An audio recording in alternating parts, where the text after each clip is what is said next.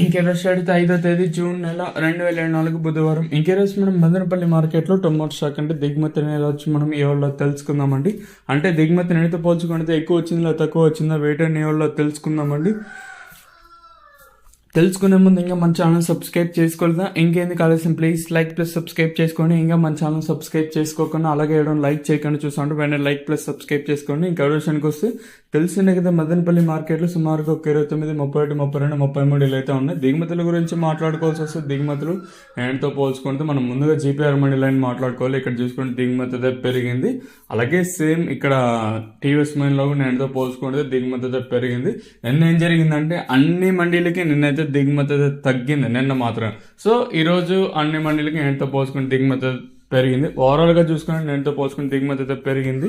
మరి చూద్దాము ఈ ధరలు అనేది ఏ విధంగా వెళ్తాయంటే చూడాలి. వేలంపాట్లు ఒక్కొక్కసారి అంటే 8:30కి ప్రారంభం అవచ్చు, ఒక్కొక్కసారి 8:45కి అయితే ప్రారంభం అయితే ఉంటుంది.